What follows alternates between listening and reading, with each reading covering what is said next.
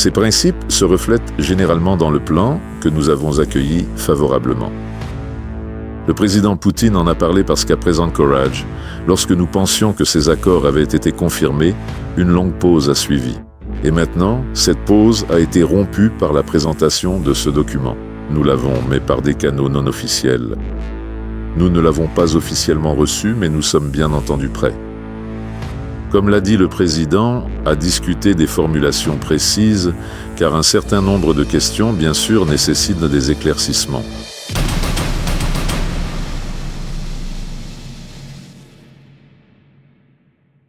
Alors, un discours très intéressant de Sergueï Lavrov, ministre des Affaires étrangères russe. Un homme aguerri en politique, le ministre des Affaires étrangères russe, a parlé. Suivant, et puis on fera un commentaire jusqu'après. On y va.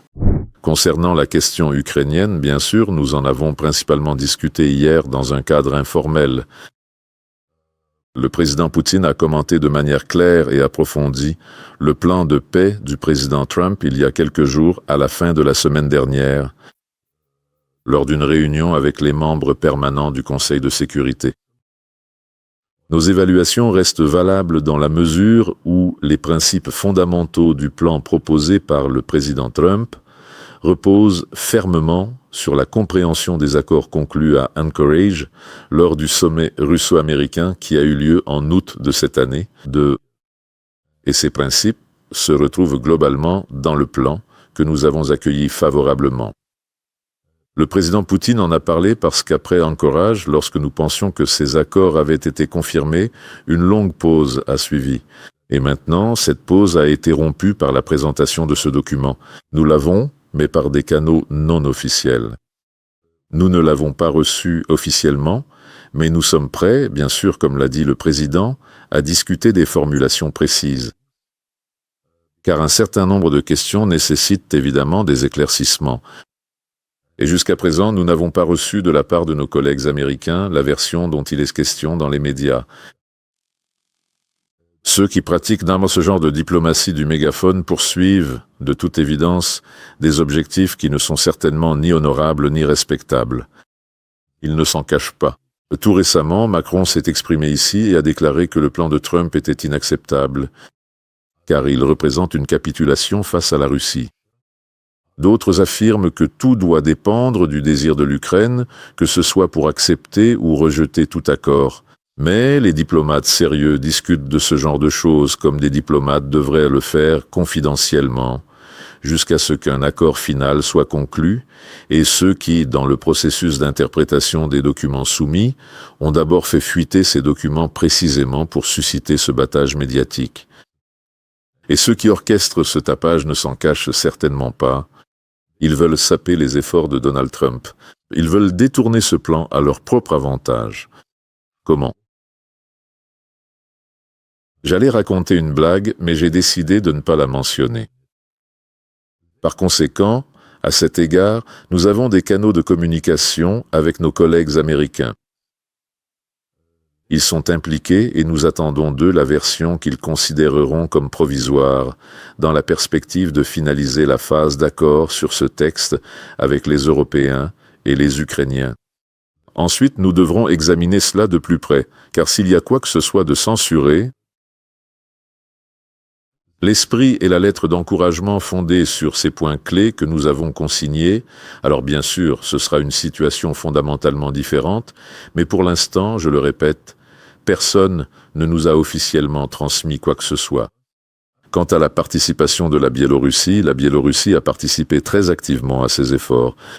Et lorsque les accords de Minsk ont finalement été conclus après près de 20 heures de négociations intenses entre les dirigeants de la Russie, de l'Ukraine, de la France et de l'Allemagne, le président Loukachenko a personnellement déployé d'énormes efforts pour organiser toute cette entreprise de manière à ce qu'elle aboutisse finalement avec succès.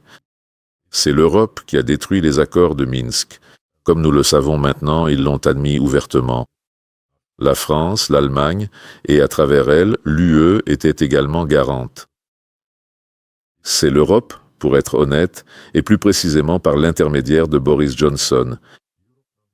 L'Europe a néanmoins adopté la même position et a convaincu le président Zelensky de ne pas signer les accords que la délégation ukrainienne elle-même avait initialement proposés à Istanbul en avril 2022.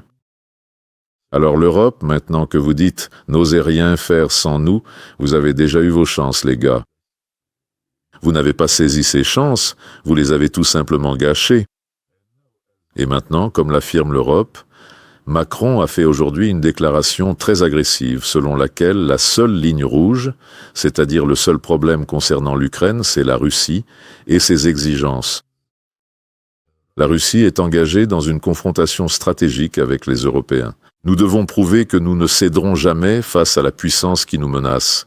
Quand les Européens disent que nous devons soutenir l'Ukraine jusqu'au bout, parce que l'Ukraine se battrait soi-disant pour nos valeurs européennes, cela revient en fait à un aveu de culpabilité. Cela signifie que l'Europe encourage le nazisme qui a été légalisé en Ukraine. L'idéologie et la pratique du nazisme ont toutes deux été légalisées, et donc l'Europe encourage le racisme qui a pris la forme d'une interdiction législative de la langue russe et en réalité de tout ce qui est russe. Nous voyons des pays qui sont capables de jouer un rôle constructif en tant que médiateurs. Cela inclut la Biélorussie et la Turquie dont le président Poutine a récemment parlé, avec le président Erdogan qui est également intéressé à aider à créer une plateforme. Ce n'est pas nous qui avons rejeté la plateforme d'Istanbul, ce sont les Ukrainiens qui l'ont fait.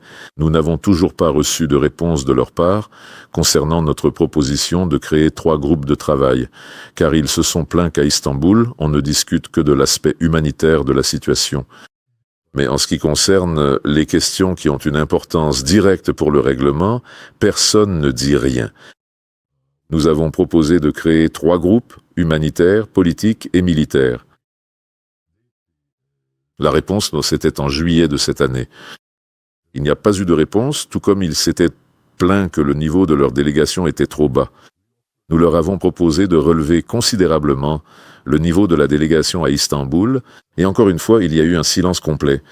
Le processus de Minsk était des négociations entre la Russie et l'Ukraine avec la médiation de la France et de l'Allemagne, selon eux. Eh bien, pour l'instant, il ne peut absolument pas être question d'une quelconque médiation, ni de la France ni de l'Allemagne.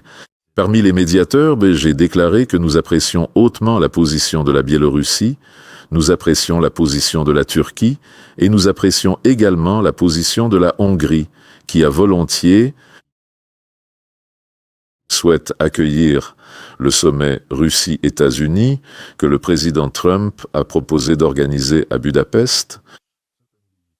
Nous apprécions tout autant la position des États-Unis, qui sont les seuls parmi les soi-disant dirigeants du monde occidental, contrairement à Londres, Bruxelles, Paris, Berlin, à faire preuve d'initiative pour trouver des voies de règlement.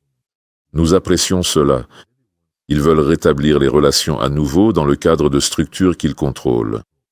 Il s'agit principalement de l'OC, qu'ils ont complètement privatisé et qui, a cessé de jouer son rôle initial. Merci infiniment les amis, faites-moi savoir ce que vous en pensez. Est-ce que vous pensez que cette histoire finira finalement, cette histoire à la guerre contre les Russes? Quel est l'objectif final d'après vous? Qu'est-ce qu'ils veulent vraiment? God bless.